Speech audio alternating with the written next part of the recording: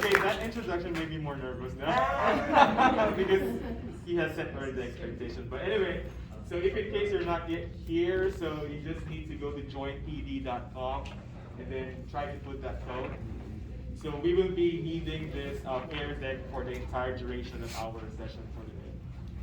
I will try not to consume the entire 2 hours. It will be very long, but I'll try to make it as fun and engaging as possible.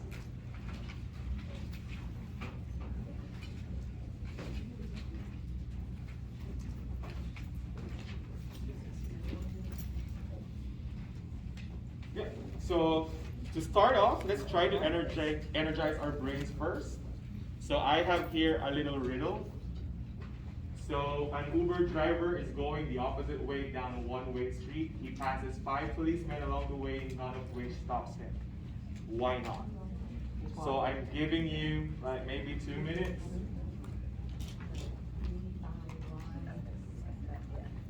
Go back to the code real quick. It's in the upper right hand corner. Okay.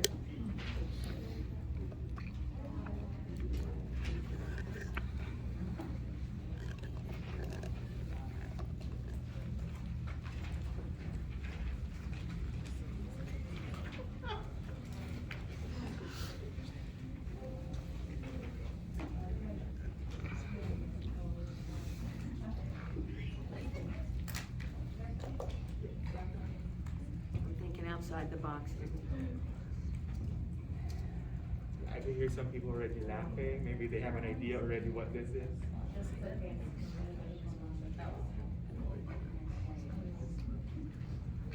I'll just set this up for feature use. Okay, 1 more minute.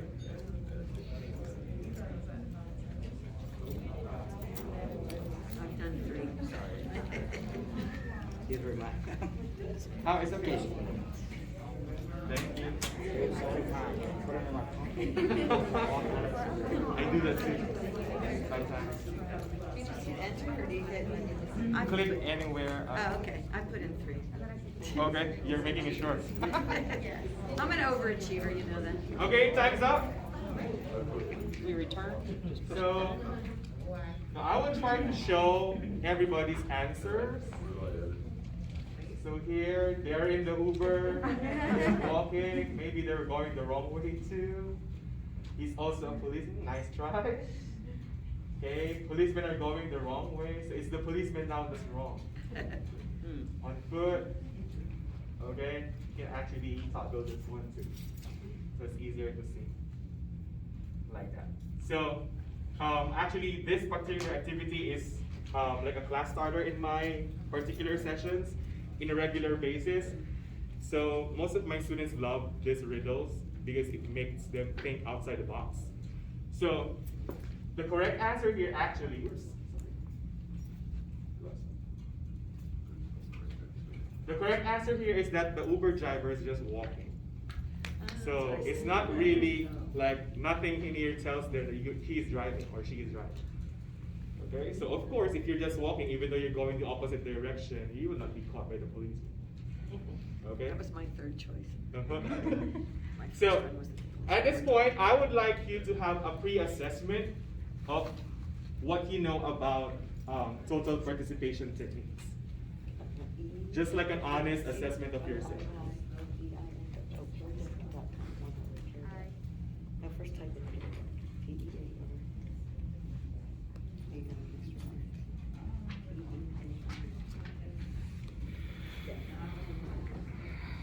Like anybody here who has been in the same like seminar or training before?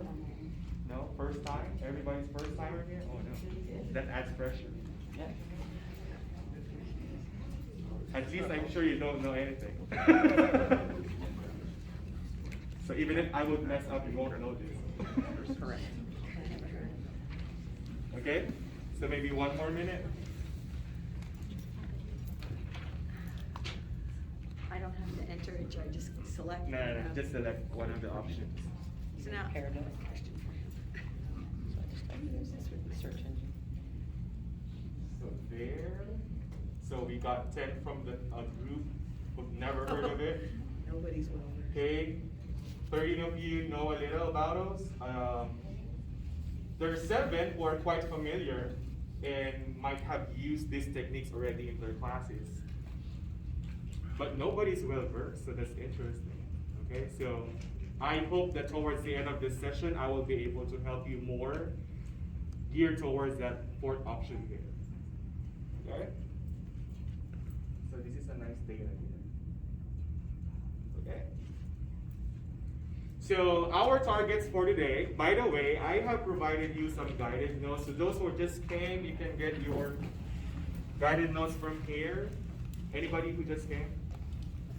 No? You can get like a handout here, and then you need to get like a number card because we're gonna be using this later.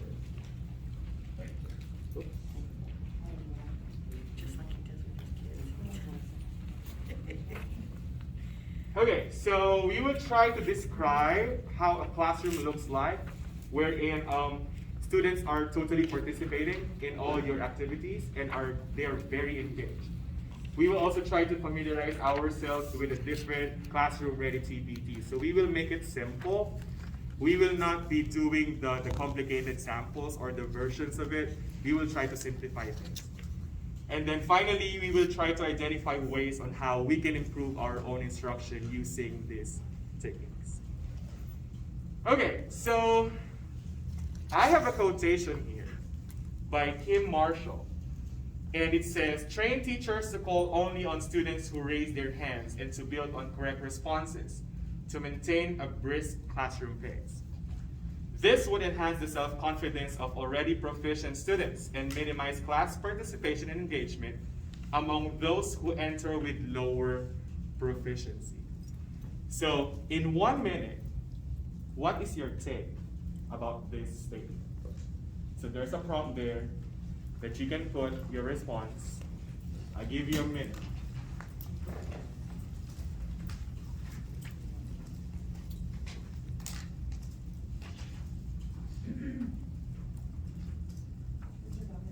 Yep. Can you please, for the people who just came in, go over again how to sign on to this? Okay, sorry. So to those who just came, go to joinpd.com, joinped.com, and then enter this code here, the OIYEIN, so that you can join. My timer is late already. Thank you.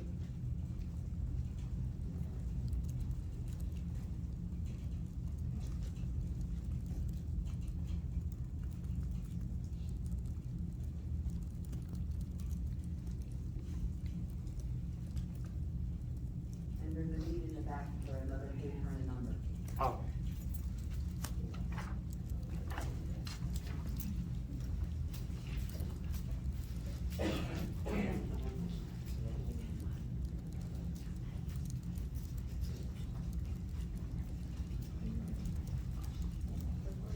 If you want to save a response, just click anywhere around that box so that it says, or if you want to add another response, then you may just click the add more response.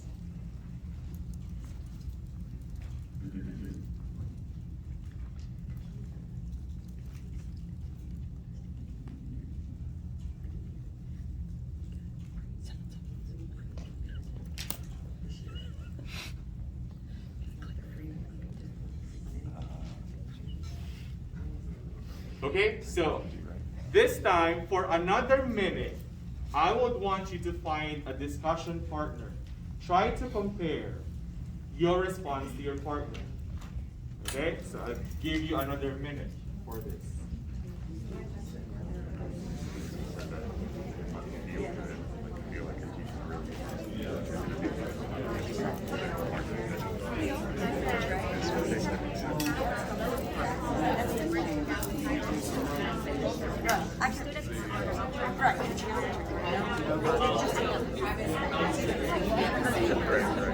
I don't know. I think it was like a satire on.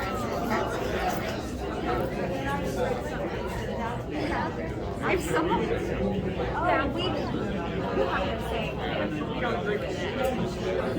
We were talking about like whether it's satire. Or if like someone should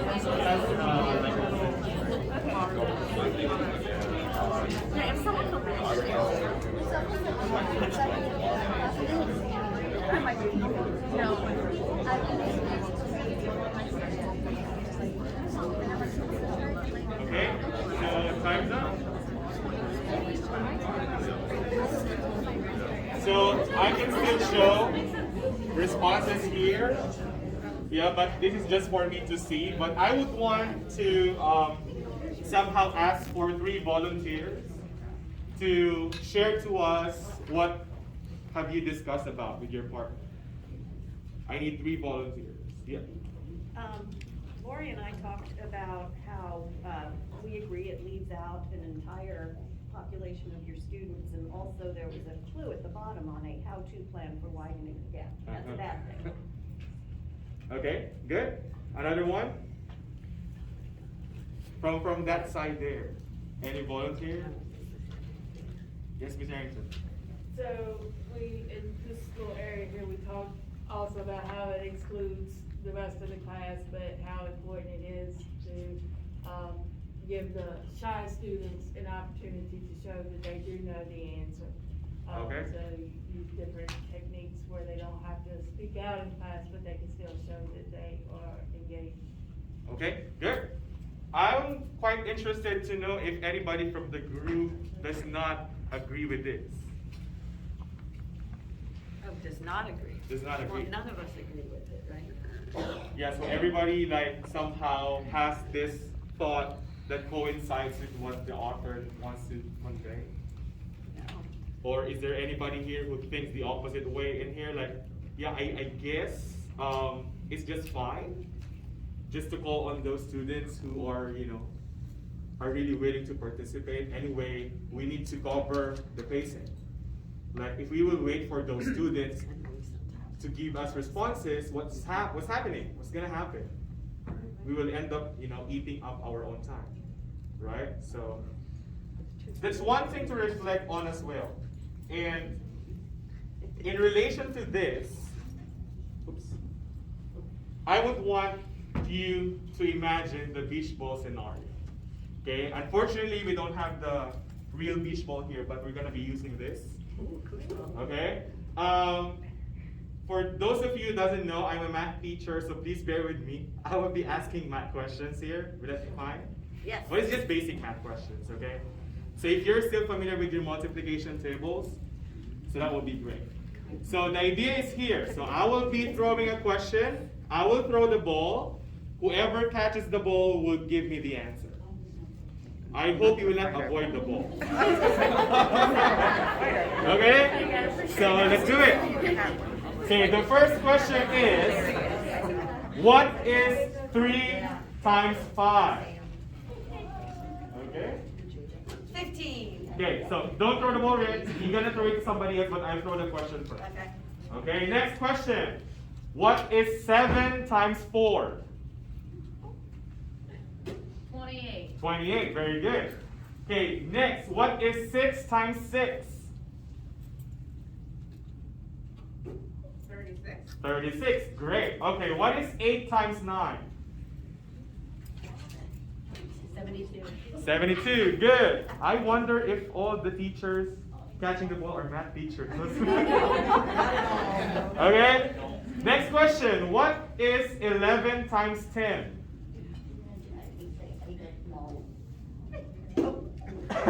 Nobody would catch the ball anymore? 110, great. Another question, what is 7 times 5? Oh, sorry. 28. Why 28? It just felt good at the time. Okay. Anybody here who disagrees or agrees with 28? I agree. You agree? Yeah. Okay, who disagrees? I disagree. Okay, could you throw the ball to somebody who disagrees? Disagrees or agrees? Disagrees. Who disagrees? Good catch. It's 35. You think it's 35? Why do you think it's 35? That's a fast math fact that I've learned before. Okay, anybody who supports her? You throw the ball to that other person? Anybody. Anybody who's raising their hand if you want. So why do you agree with 35?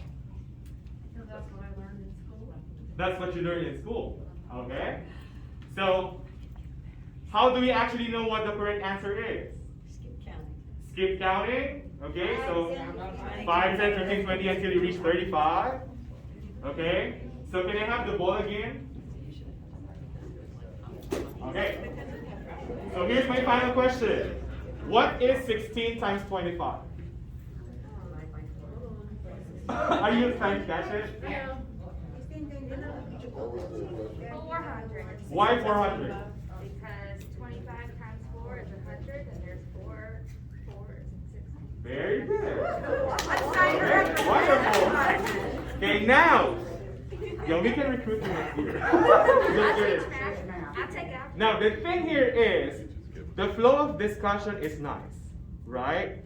But we are just hitting one kid at a time. That's the downside of it. And it's only the people that are raising. And it's only the people who are raising their hands. Does that make sense? So, what happens to those kids who would try their best to avoid the ball? Or, how do you handle situations like Mr. Kwanvik gave me a wrong response a while ago? Will you just stop the cycle? No. But the thing there is, that's one at a time. We are only given, like in the high school, a block schedule, 1 hour and 30 minutes.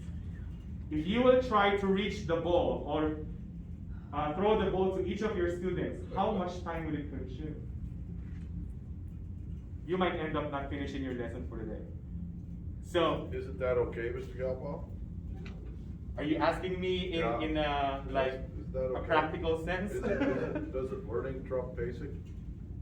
There's no such thing that tells that it's wrong. It's just that if we try to involve more students in the process, the magnitude increases. Yeah. Yeah, so I'm not saying or claiming that doing it one at a time is wrong. Sometimes it works better than the whole class. But one thing we have to consider is we have to make the content across. And the main thing here is, how do we reach most of our students? Yes, they can also benefit from hearing the responses of those who are really participating. But the problem is, how are we teachers gonna know if they're really learning it or not, if we're not seeing it from their perspective? So that's the challenge that is being posted to us for today. Like, how can I create more beach balls in my classroom? Imagine, although it might look literally chaotic, like many beach balls are throwing in and out, but imagine those imaginary beach balls throwing things at each other. Kids throwing questions at each other, having great discussions among each other. It's interesting, but I will tell you, it's not easy. It's not easy on the part of the kids and on our part as teachers, because this will require a lot of preparations. Okay? So do you still want to finish the session? Just kidding. So that gave birth to the total participation techniques. So in your handouts, I intentionally put some blank spaces. This is another strategy I do in my classrooms. I give them guided notes. The reason why I decided to give guided notes is because during my first year of teaching here in the US, I'm used to the system in the Philippines that we just let our students copy lectures from us. When I came here, it did not work. Most of my students would complain, Mr. Galpao, this is so long. Why do we have to write all this stuff, and so on and so forth. So I tried to think of a way, how can I minimize the amount of words or terms they write, but at the same time they are glued to my instruction. They are glued to my lecture. And that's the use of your guided notes. So TPTs, not teachers pay teachers, okay, just to be clear. Although I'm not saying that TPT is bad or teachers pay teachers, we can get very valuable resources as well from TPT.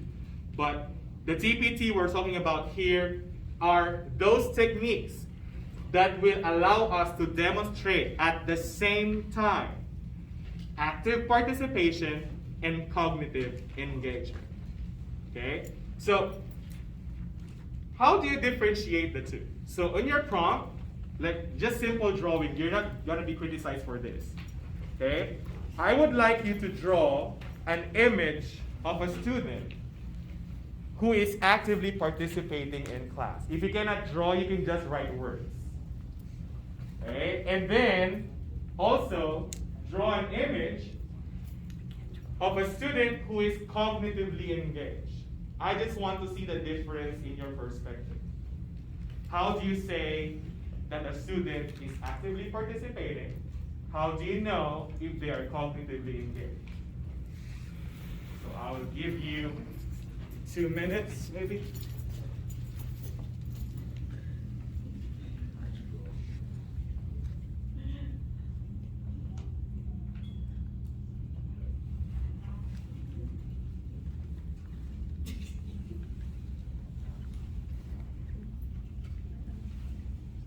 Yeah, students love to draw, right?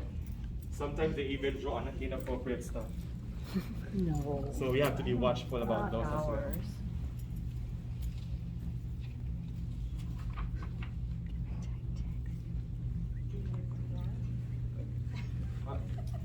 It's fine. I would tell you, I will do the same. If I'm only given a pen, why not? I can draw better, but I know it's so hard to draw using your touch pads in your computer.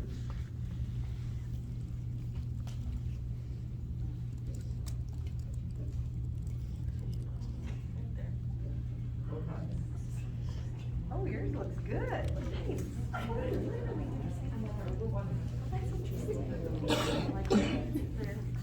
You want yours on film, Miss Bell? Yeah.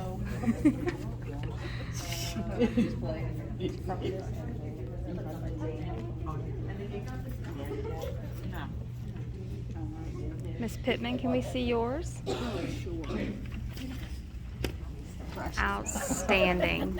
Yeah, I saw some people Outstanding. there touch screen, so it was easier for them to do. Okay, this is so much easier.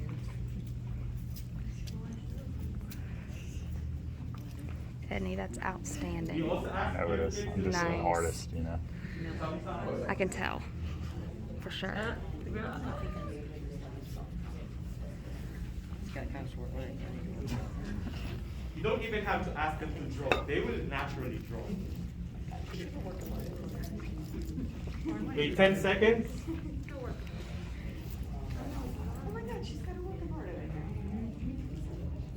It's like a desk and work with two people. Okay? So this is the fun part. I would want to see the responses of each.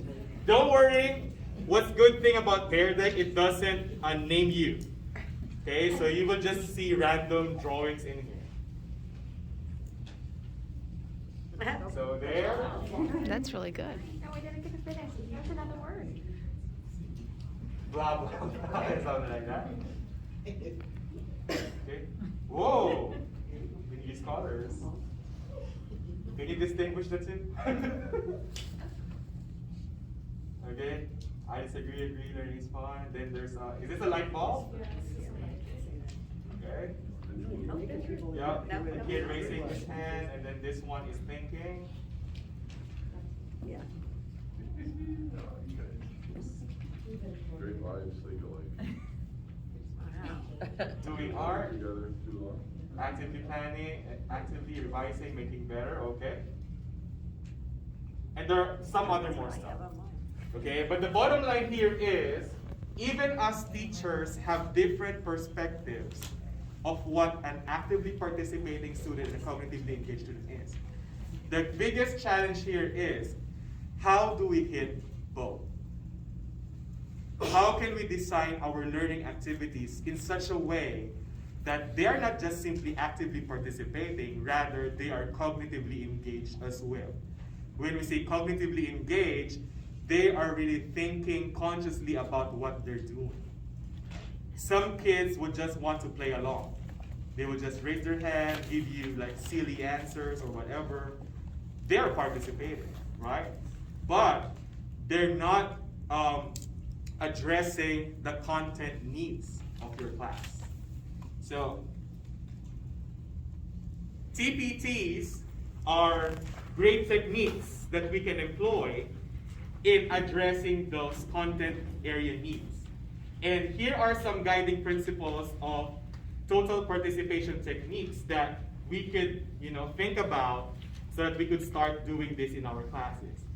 Number one, every student should be given opportunities to be deeply engaged. Remember the beach ball scenario a while ago?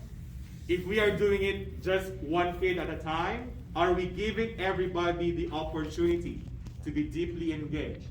Maybe yes, maybe no. There's no definite answer. The only way we can know is if we will see it ourselves.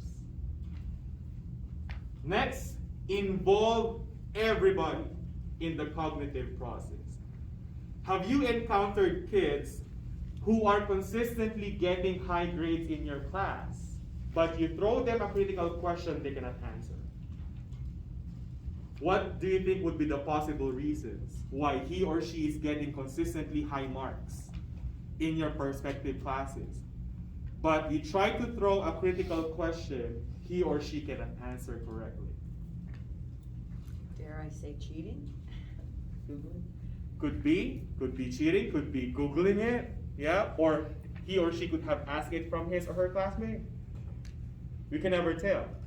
We've given them so much forms of assessments, and we are not superhumans. We cannot, perfectly monitor and assess their skills. Yes, Dr. Horton. Because they are not they don't have deeper understanding. Okay. Maybe we are just assessing the prerequisite or just the basic skills. The deeper or the critical thinking skills we are not addressing in our assessments as well. That could be. So TPTs would really encourage us to involve everybody in the thinking process, which I think would be very beneficial. Every student can have something worthwhile to share, given the right structures.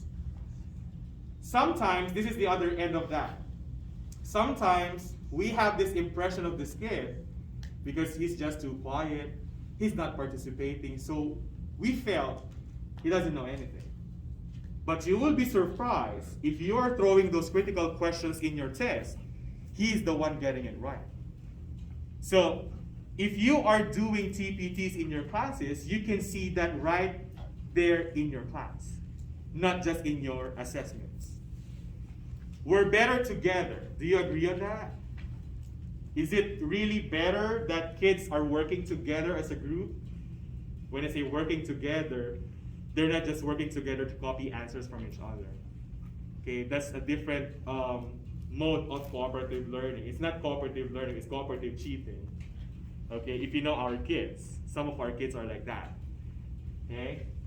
Then, finally, TPTs can turn a boring topic into a deeply engaging discussion. Recall the beach ball we did a while ago? Do you think if I will just, memorize multiplication tables, somebody recite here in front, do you think they will be engaged? No, but I will tell you, if you try to do that ball activity, well, I hope they will not focus much on the throwing the ball, because I would know some kids will do that. Like, they're not thinking about the multiplication anymore. They're thinking about who am I gonna throw the ball at. Okay, am I making sense there? Okay, so that introduces us to the ripple. Okay, so the ripple is a cornerstone to understanding how to create and implement TPT. So as you can see here, we have 3 layers. Of course, the ripple is being created from the center outward. So we would always begin at the core, which is all students respond individually to a higher order prompt. Okay? So I will try to demonstrate this later so that you will see how it's being done. Number 2, students share responses in pairs or small groups. Then third, volunteers or selected students share with the whole class. Typically, we are following the reverse order. Do you agree with that? Usually, we begin with asking for volunteers. Like, who can tell me this? Who knows this? Can you give me an example of that? And then we will just call on selected students.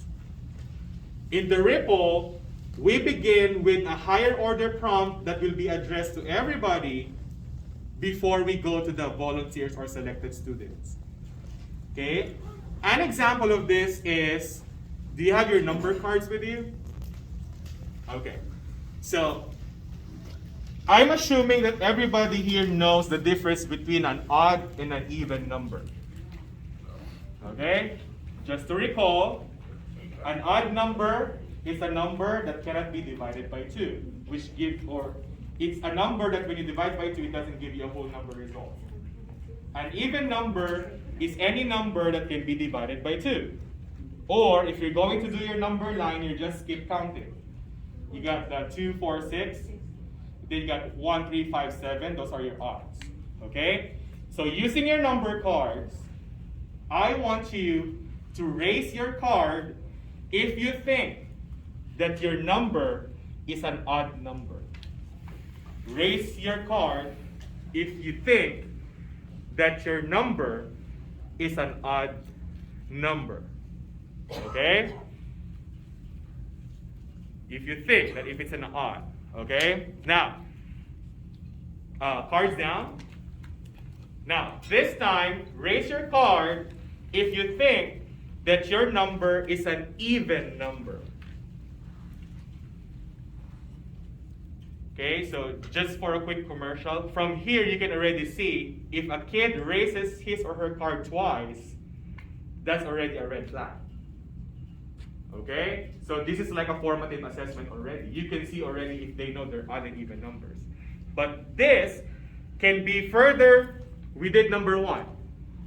I asked a general question for everybody, just to identify if their number card is odd or even. Let's go to number 2.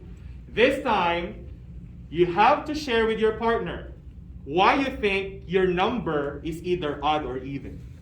So I'll give you 1 minute to do this. Just find any partner by proximity.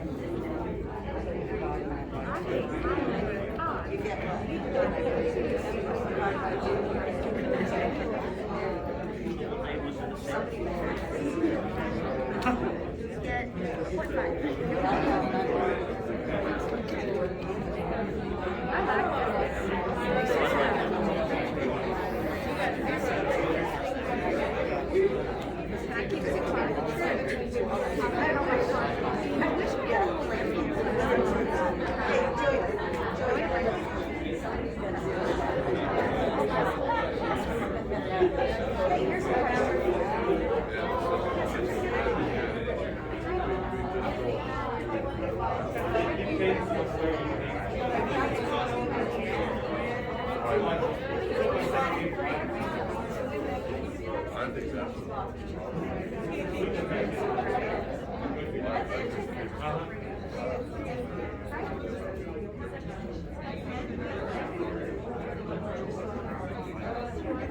Okay. 7 seconds.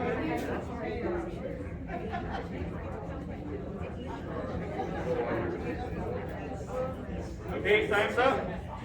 So we have actually done already number 2. So you have shared your opinion or your thoughts about an odd or even number with either a partner or a small group. This time, I will do number 3. I will ask now for volunteers or selected students. Volunteers, you ask the kids to volunteer themselves to share what they have discussed with their partners. Selected is on my part. Like in my case, if I would choose someone, I would call on Mr. Clark. When I said that raise your card if you think your number is odd, your number is a 0. Okay? So who do you have discussion with? So what was the result of your discussion? So we said 0, nothing can't be divided by anything, so it couldn't be an even number. Uh-huh. So we assume that maybe it's an odd number, or is it a number at all?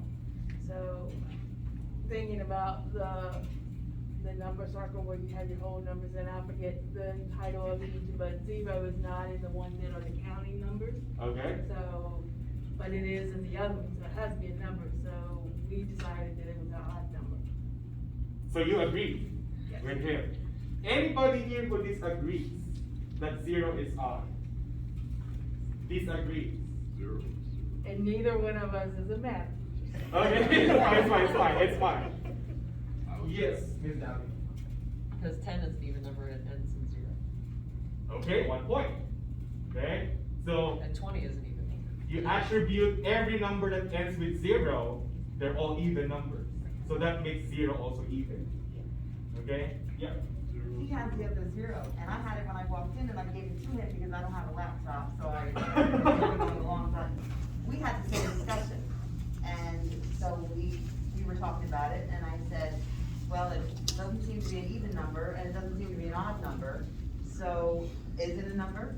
It's a 0. So we had the Yeah, same to answer discussion. that question, yeah, 0 is a number, of course. Okay, it's actually part of the whole numbers. 0 is part of the whole numbers.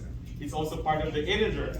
Although, yeah, to address this, so this is one good point. You see the difference in the perspectives of the students? Like, this can be debatable. Like, you can even level this up into an argument here. The next question would be, is 0 odd or even? And then they will present their arguments, making it odd or making it even. Imagine a debate in a math class. That would be interesting. All right? But to answer those questions, yeah, 0 is even. Okay? This is an interesting story because I had a student who questioned that same principle.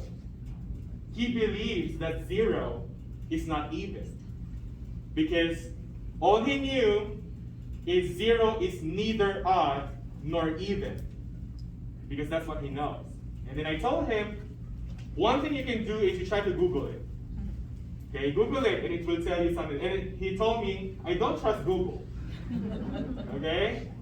But he trusted Siri more. So what he did, he took out his iPhone, talked to Siri, Siri, is 0 an even number? Guess what? Siri said yes. So I told him, you see, even Siri supports me. But kidding aside, I then explained to them why 0 is an even number. One perspective is the number 9. Okay, if you look at the number 9, where do you find the odd numbers? Your every other number. They're skipping. So from 1 to -1, you will skip 0. Correct? Yes. That makes it not odd.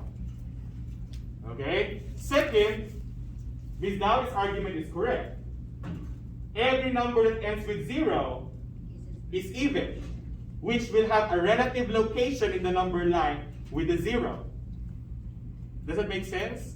So, in a more algebraic way of proving it, any integer that is odd can be represented by an equation or expression rather 2n minus 1 or 2n plus 1, where n is an integer. Of course, we don't understand me anymore. That's very abstract already for math. And if you follow that expression, whatever you put value to n is, it will never be 0. That makes 0 not an odd number. Does that make sense? Now, if it's even, it should be 2n, or 2 times a number. If n is 0, 2n will still be 0. So it's still an even number. Although it's really debatable that 0 can be divided by any number, and the result is still 0. So that's why 0 is considered as a special number. Okay? So, did you see the development of the question from level 1 to level 2 to level 3? So, I hope you will be able to apply this not just if you're a math teacher, then good. If you're teaching other subject areas or content areas, I think you are capable of thinking a way to integrate this. Rippling is a very essential skill in TPT. Sometimes you don't have to do the actual strategy. Rippling alone is already TPT. Especially those who are teaching the higher content difficulty areas. like Mr. Kwanbe can relate to this one. I'm really interested to attend your session later because art of questioning is something not all teachers are gifted with. And the way you phrase your question to the students will spell a big difference. Okay? So it says in here, ripple prompts for big questions, or we call the essential questions. So all students are required to deeply process the content. The more students you engage with a single question, the more they are cognitively participating with you. Okay, so in your next slide there, I have here some 8 items.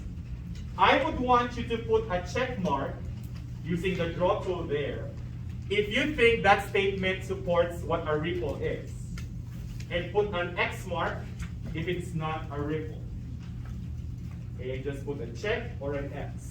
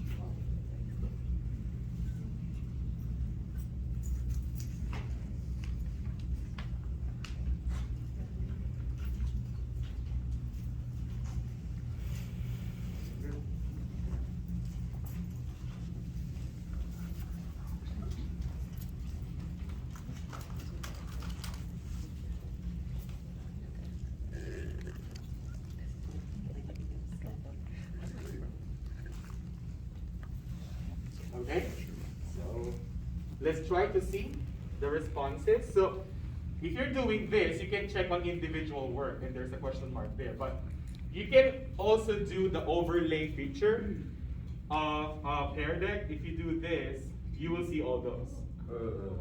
Okay, so you will see that, yeah, in this case, this is a mix of X and checks. So this can also be a form of formative assessment in your case. Like, which of the numbers is odd, you encircle them. Then which is even, you cross them out, something like that. So, and this could springboard a good discussion as well. So you would now ask them, why do you think that these are all check marks? Why do you think that somebody put an X mark here, but the rest will be check marks? And so on and so forth. So just to clarify things, so here are the right answers. So the ripple is this 4. Okay, so it is a way to engage each and every student. Your main objective here is to get everybody into the ballgame. That's your TPT. It is beneficial for all students, especially those with special learning needs. So if you are a teacher who is handling like IEP students, this could be a good option for you as well. Because most of our IEP students, if their if their special needs teacher are not there in that particular class, most of them will deviate from the population. They would rather work alone, okay, give them peace of mind, something like that. I can say this because I experienced this myself last year. I had 5 inclusion classes without having any special education teacher with me. And I noticed that myself. They would rather work alone. Okay, Miss T can attest to that one. We are dividing ourselves in that class. Like, Miss T, could you help me with this one? I would just go to that particular game. Because they would rather do it by themselves. They don't want, I don't know if it's part of their special needs, like they don't like to socialize with others, something like that. But if we are giving them fair opportunities to think about what we're doing, they can be more engaged. All students responding to a prompt using quick writes and other structures. By the way, what we're doing are examples of quick writes. Remember, when I give you a prompt, you put your response, that's quick write. When I ask to draw, that's quick draws. And you can see that when we discuss the specific examples of TPTs. And the ripple is also a way of posing questions to maximize actual learning time. The biggest dilemma in the math department right now is that we are being pressured to compress everything in a semester.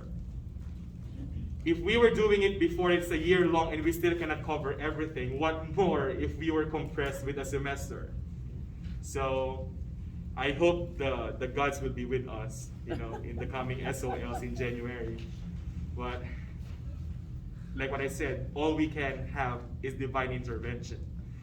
With all those deficiencies that our kids experienced during the last 2 school years, I don't know. I cannot explain in detail the situation. Now, the ripple is not, okay? It's not calling on individual student for the answer. That's not the intention of the ripple. It is not intimidating, and it does not put students on the spot. Have you encountered, because you know already that that particular kid is really bright. But sometimes, some of your questions, he or she doesn't know the answer.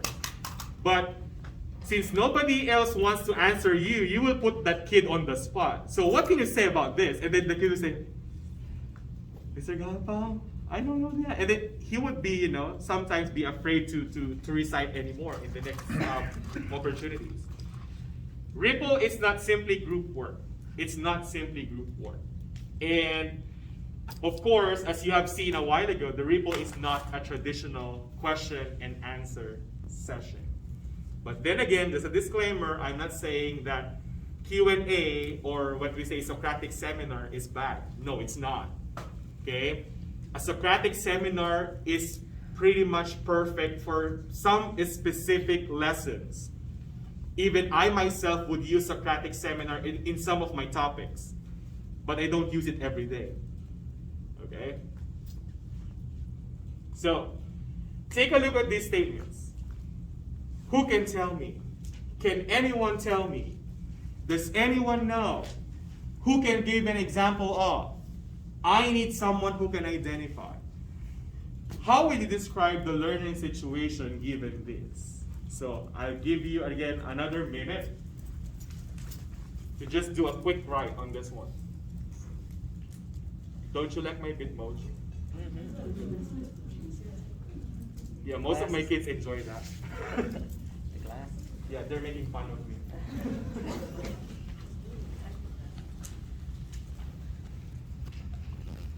Are we guilty about these statements? When I was a beginning teacher, I would tell you I was guilty as well. I would usually throw these questions, beginning with this statement. Who can tell me? Anybody here who knows what this and that are?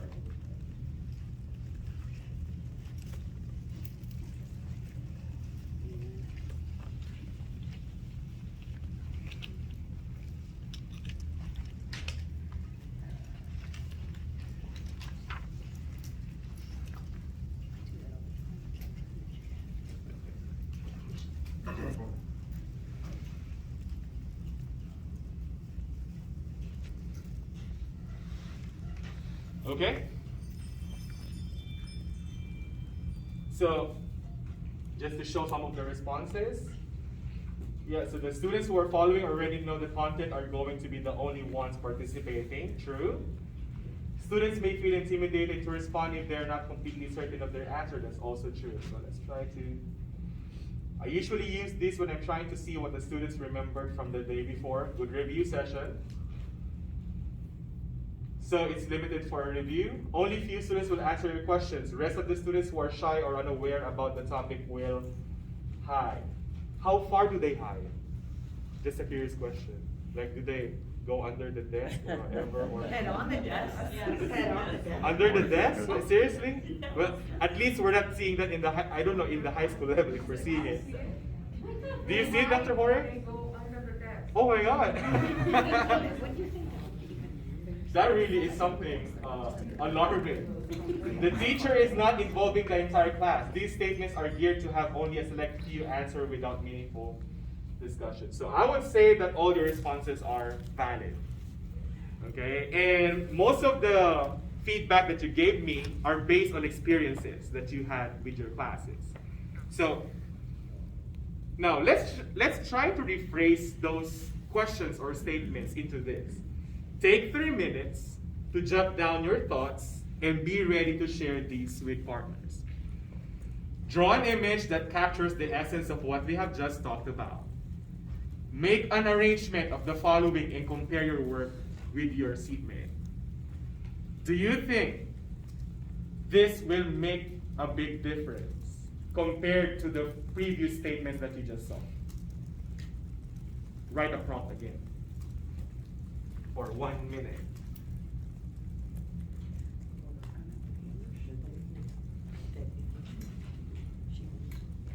So you're getting fed up with the write-ups now. The quick writes. So I got a question for you. Sure. I mean, I have a student in mind that I'm thinking of. If I offer her this, she's not gonna do anything. She would refuse. Well, we cannot really force everybody. Okay. At least we did I mean, our part. but I mean, that happens, right? Sometimes. It really happens. Well, I told her I'm not writing opinions. Like, no class is perfect.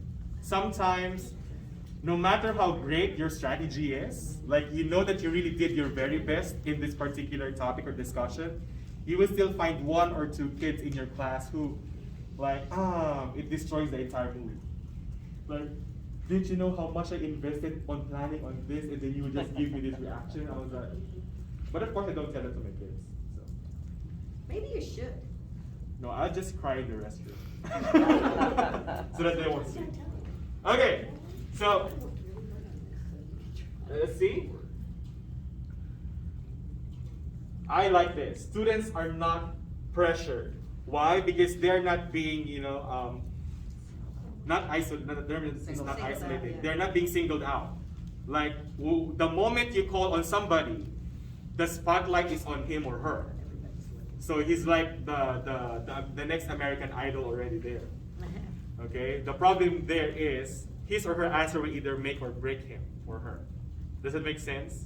So it takes away the spotlight. That's correct. Then more inclusive for all the students. Offers creative options to include more students. Great. Giving ample response time for all students, allowing students to express their answers differently and comparing their answers to maybe think differently. That is very important. Making students think differently. Sometimes it's not about whether you're wrong or right, whether you're hitting the correct answer or not. It's being able to disagree and agree on something based on how you understood the concept. That's one big discussion point already. Okay. So I would just go over this TPT cognitive model or engagement model. Okay, you have it there in your handout. I did not put any blank space in the fine details of it. The ideal setup here is our goal is to design our lessons in such a way that we will have more quadrant 4 activities. I'm not saying that it will just be all quadrant 4. You are killing yourself. If you will hit on just all quadrant 4 activities, you will kill yourself. You will end up not renewing your contract anymore the following year. I would tell you. I tried to do this myself. I think the most number of Q4 activities I did in the class is 3. Okay? In my entire duration of class, you will still see quadrant 1, you will still see quadrant 2, you will still see quadrant 3. So the idea here is, if you can work with a co-teacher who happens to have his or her planning during that time, ask that teacher to observe you in one of your classes and try to do some quadrant analysis. Okay, but this will be a separate discussion. We don't have enough time for today. So I'm just going over all this stuff. So quadrant 1 is low cognition and low participation. So most of the time, we just use this whenever you want to introduce a new topic or lesson. So you can just throw a random question. What do you think is this and that? Who believes about this? Or so on and so forth. Okay? It doesn't have to be everybody participating. It doesn't have to be everybody thinking about it right there and then, like a TPT setup. Okay? A quadrant 1 still happens in a normal classroom situation. Okay? We cannot avoid it. It really happens. And the best way to use it is whenever you're introducing a new lesson or topic.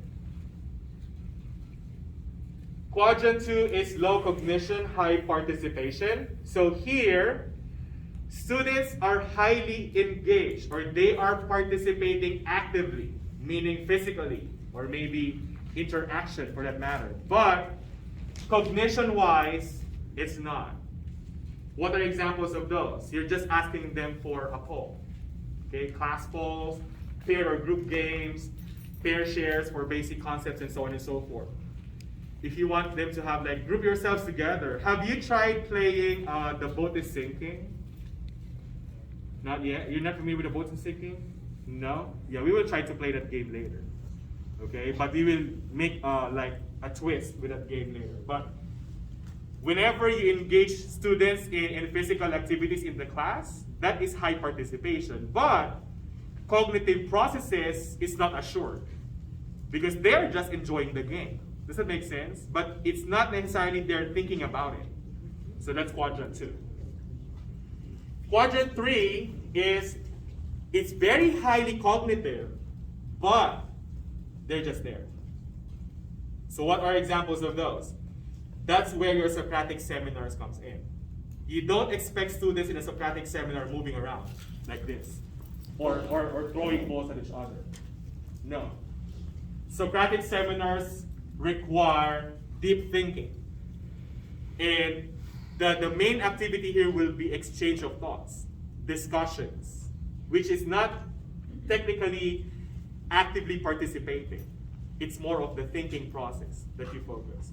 And of course, our main goal is to maximize our time doing Q4 activities, which is high in cognition and high in participation. So it gives all students a chance to take part in the learning process, and that's where your TPTs come in. Okay, so in any given lesson, every quadrant could be important. Agree or disagree? So there's another writing prompt there in your slide. So I give you 1 minute to think about it. 3 volunteers to share. Yes, that sounds reasonable. Depends on the date, the activity, and the child. Yeah. That's interesting. Depends on the child. Yeah. Agree and disagree. Each of the quadrants are more suited for different situations. True. Although they are not used every day, that's correct. Not only are they needed during different lessons, but days, different classes, different attitudes, moods. I like this.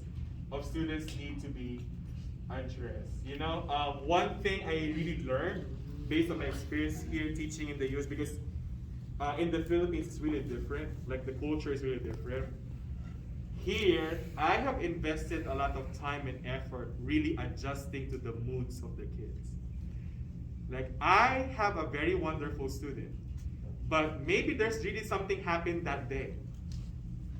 She was my worst during that day. And sometimes it breaks your heart as a teacher because you know that the kid is really promising, that he or she is really, you know, a very bright kid. It's just a bad day. And one thing that we have to be mindful about as well is that sometimes our strategies would fit considering those particular situations as well. Like, we have a very diverse set of kids here. Volunteers.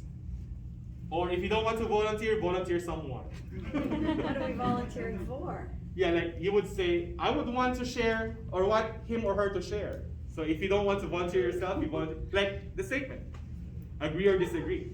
Or based on your discussion points with your partner, what have you discussed about? Yes. So I was the one who said I agree and disagree. I agree because, you know, there's each situation, each of these are suited for. I mean, you know, you have some that need low cognition because you're just trying to introduce it, get through it. And then you have situations where you want them to understand the content a little bit more. Yep. But I also agree with whoever said that each student is different. Yeah, every student is different. how you approach the topic and the question needs to be geared and suited to their understanding so they can get it.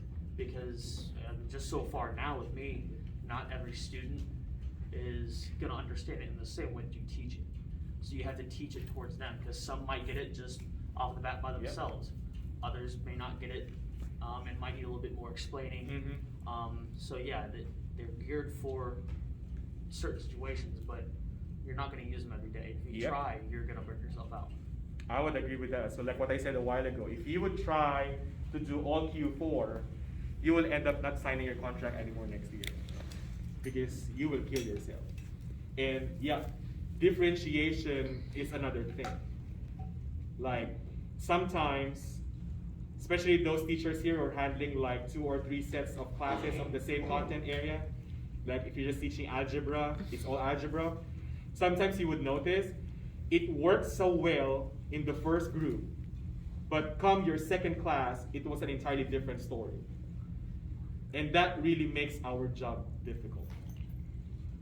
So I was thinking, maybe we should, if you're gonna have the salary scales for all professionals, they should put the teachers way up there. Don't you agree? Of course you will. Who doesn't agree? Yeah, because our job is as complicated as what a doctor is doing. If a doctor is curing an illness, we are curing ignorance in the heads of our kids. Same concept, but different nature. So, that's it. Like, I cannot think of the best words to describe how complex this profession is. Like, most of you have been teaching more than I did. Like, I've been teaching only for 14 years. Most of you have, already seen lots of generations already of kids here in this county. And you can see just based on experience how diverse our kids are. And it's continuously evolving. Like every year is a different story. Like even the kids that you knew since first grade, you would turn out to be a very different person come to high school. So it's really a complicated stuff. And if you're going to really push yourself so much, because I heard from Mr. Galpao in our session that Q4 is the best activity. So I would put all Q4s in my lesson plan. Like, nah, that's not possible. Like sometimes even Q1 activities would spell a big difference. So don't underestimate the power of the other quadrants in your TPT model. Okay? So just to break the tone, it's another riddle time, just to make you think again. So a cowboy rode into town on Friday. He stayed in town for 3 days and rode out on Friday. How was that possible? So I'll give you a minute to think about this.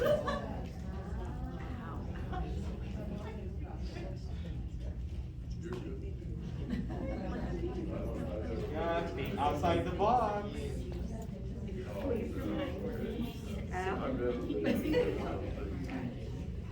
My brain just doesn't. I know.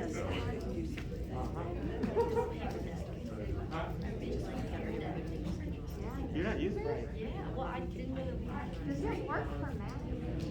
It does, but it's some like for concept building. I use it, but if I'm doing the skills development, I use decimals. There's an activity builder for decimals. It's really catered for math. Okay.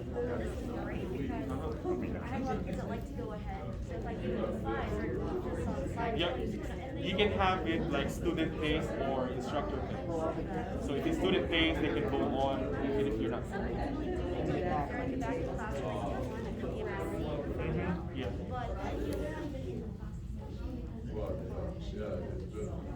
Differentiation. Yeah. Okay.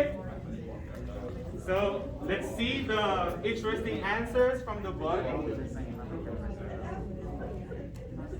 I know some of you. His dragon is named Friday. The horse name is Friday. I guess everybody would agree or agrees to a single answer. Time travel. Time travel? That's nice. He walked out of town the other day.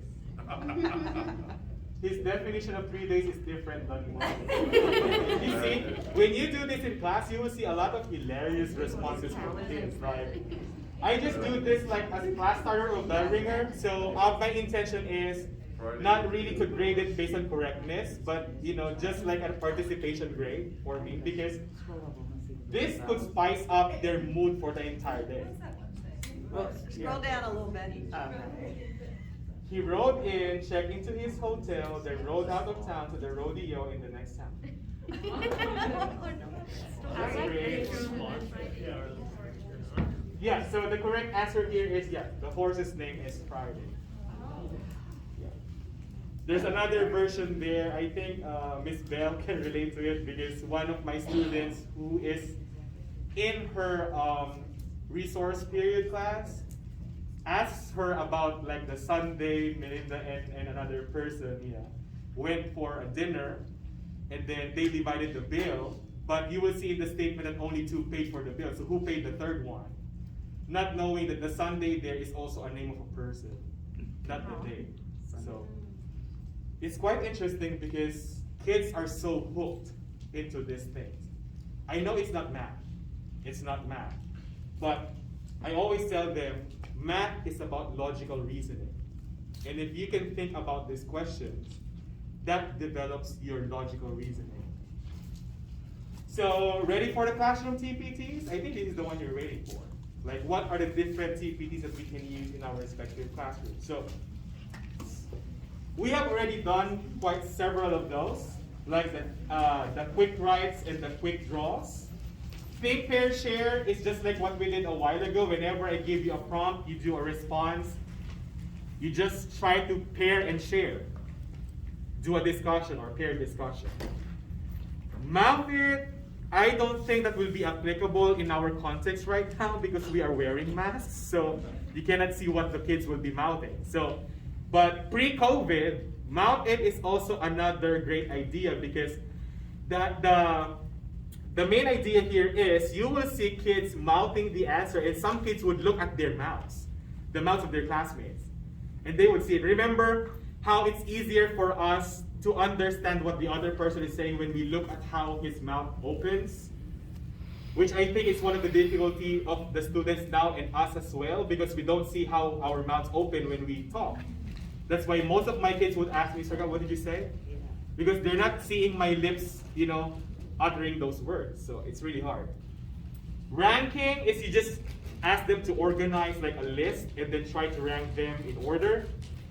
Whiteboard splash, if you have an abundant supply of the small whiteboards in your classroom, you can give each student one, give them a whiteboard marker, throw a critical thinking question, they will write the response there and then they'll raise their boards. All of them. That's as simple as that. Numbered heads is, remember I given you the number cards? That could also serve as numbered heads. Like I could tell you, okay, everybody who's handling or holding number 1, group together, discuss this. Everybody holding number 2, group together, discuss this. That's numbered heads. Or the other version of numbered heads is that in a group, it's composed of different numbers, 1, 2, 3, 4, 5 until 10 or 9 maybe. And then when you throw the question, you will call on everybody holding number 3. And then they're the ones giving responses. They will discuss first as a group, and then all number 3s will stand up and then give the response with respect to the group. Okay? So, another one is the hold up. So these are interaction-based activities that utilize response cards. Okay? This is somehow similar to the on the spot. Remember the whiteboard splash? So it's just similar to this. The main distinct feature of hold up is that they're holding something up. Okay? Like the number cards, like what I did a while ago. Remember the odd and even? Raise your number if you think it's an odd, that's a number card. Okay? True, not true. You can also prepare cards ahead of time. True, not true, uncertain, or there's no proof. You can just ask them to raise those cards. It requires some planning time because you need to prepare the materials. But it's not much, because if you try to laminate them, you can use it again in the future. So you can invest now and then use those later on. Selected response and multiple choice is like the same. You give them some options. Remember our prompts a while ago? I provided you with multiple choice options as well. This is another thing here. But the difference is in Pear Deck, they don't hold up anything. But it acts like a digital hold up because it's in the system as well. And then the whiteboard. And then movement TPTs. These TPTs enhance learning by movement. Okay, so I know most of you are familiar with lineups, inside, outside circles. Are you doing that in your classes? So we're gonna be doing that later. Networking sessions. Anybody here who has done speed dating in their classes? Are you familiar with speed dating? Not the real speed dating outside, okay? Just like a speed dating strategy in the classroom.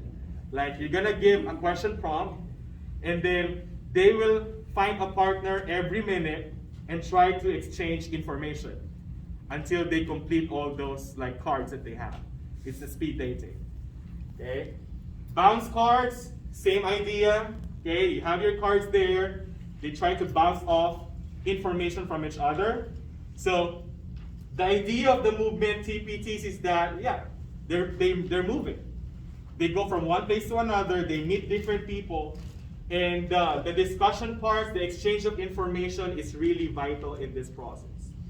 Categorizing and sorting, acting out a role play in the very famous gallery walk. So as much as I would want to do gallery walk here, I don't know if we can do it later, but we will see.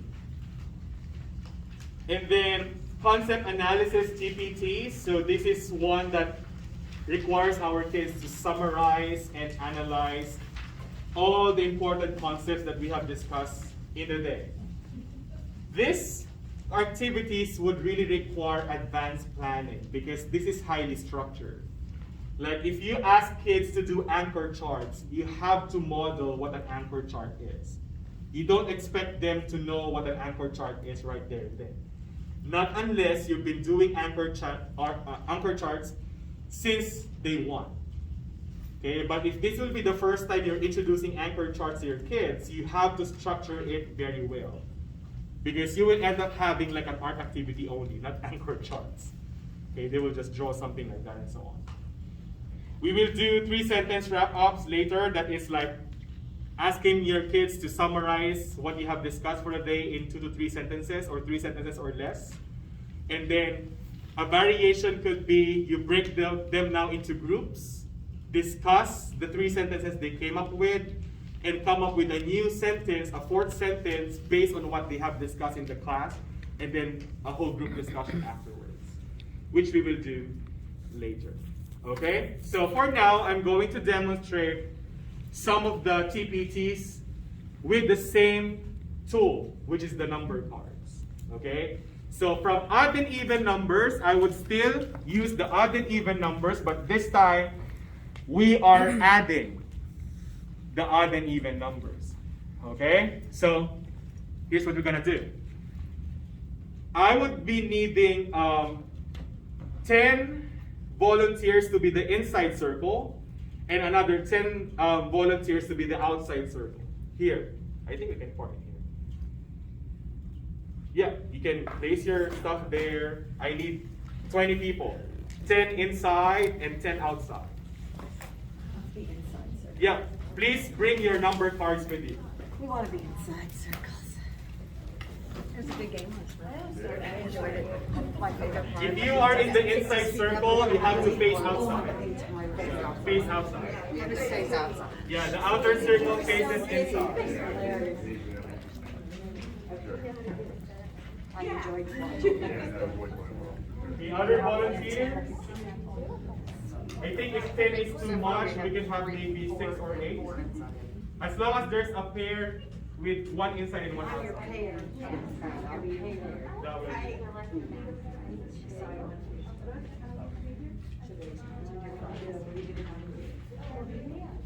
Okay, so here's the thing.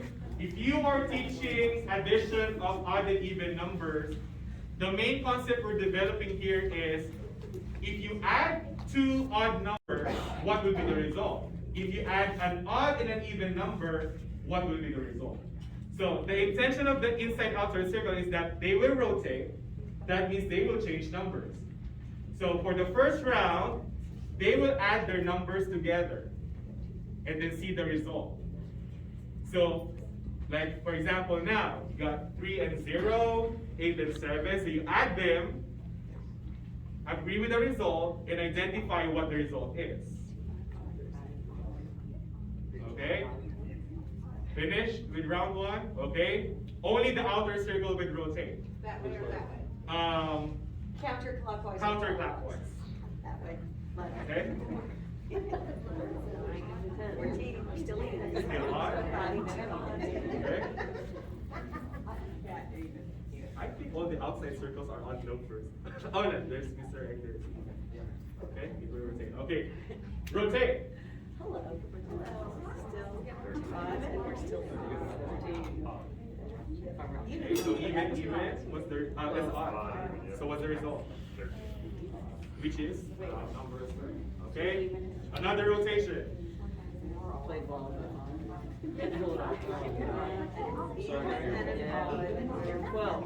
It's this. So you will not have this. Okay. One last rotation.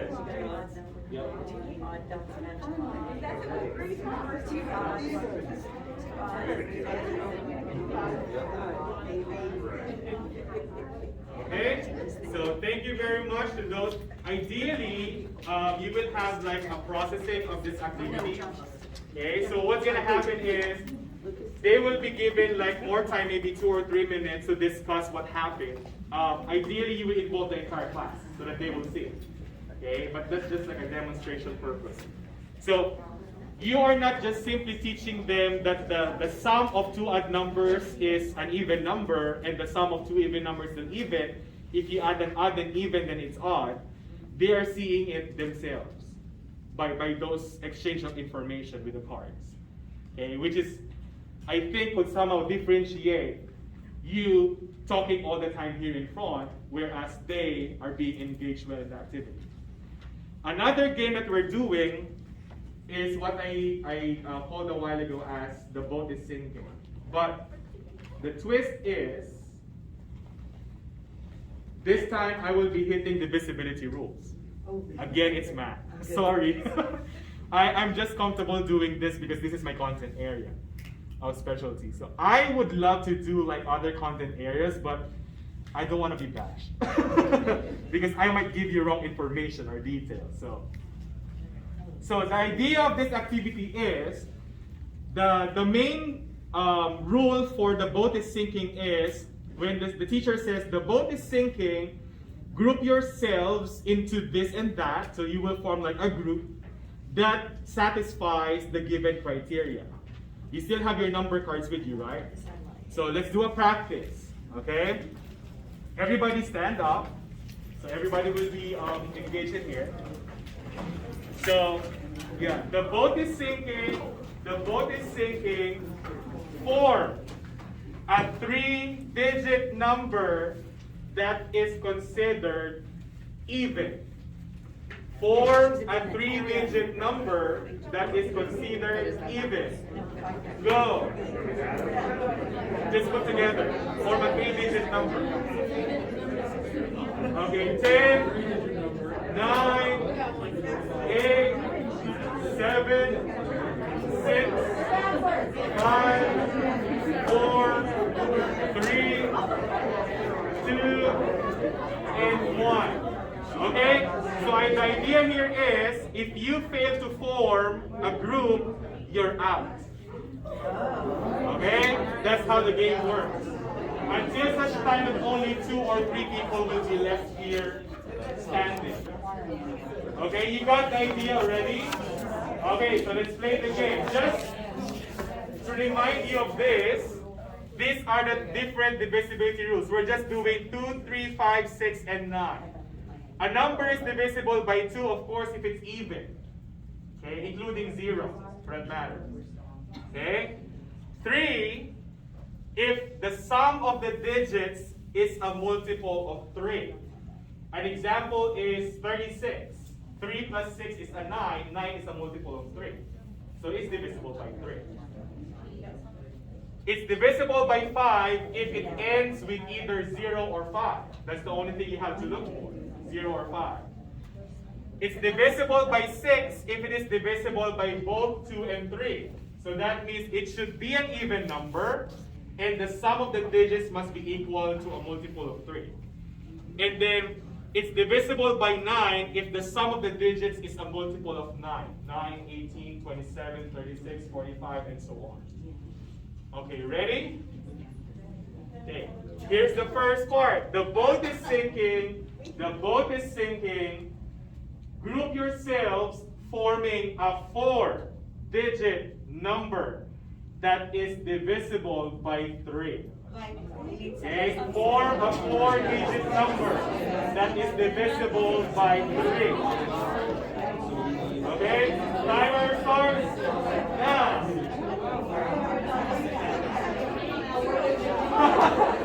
You volunteer to be out?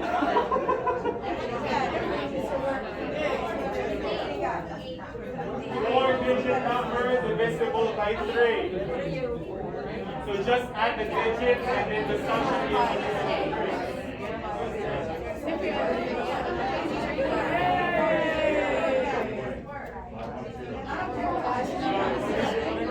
There's 5 of you here. So one of you.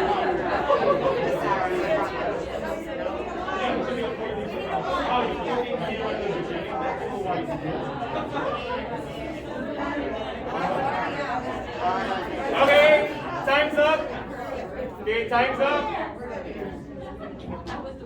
Okay, let's see. So we got here 1, 7, 4, 6. So 1, 8, 10, 18. That's correct. Okay, there, can you raise your numbers? 7, 3. Okay, 10, 18, 27. Yep, that's correct. Number, to each round. Okay, 24, 8, 16, 21, correct? Okay. Leadership up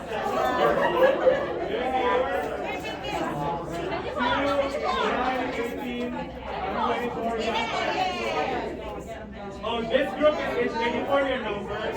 Let's try to look at this particular group. 24 your numbers. Where's the fourth? Zero should be at the beginning here. Yeah, so technically they're violating it, but this is interesting because if you put a 0 there, that only serves as a placeholder, right? So this is still a 4-digit number, excluding the 0. Anyway, it doesn't affect, but by the digit rule, there should only be 4. Right? But this is interesting. This could spark another discussion with the kids. Like, why did they put a 0 at the beginning of their number and make it a 4-digit number? Okay, but that's how it works. Okay, so to those, okay, I'll keep you safe for being with me. So you're still alive. Okay, so those who survive, please stand. Yeah, the rest, you can go back to your seats. We will do second round. Okay, the boat is sinking. The boat is sinking. Form a 5-digit number that is divisible by 5. A 5-digit number divisible by 5.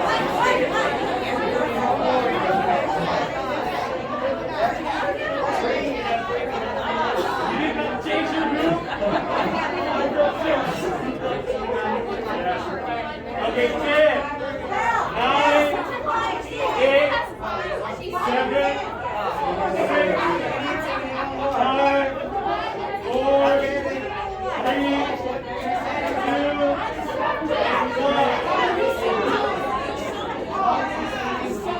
Okay, stop. Okay, as long as it ends with a 5 or 0, that's correct. If not, okay, take your seat.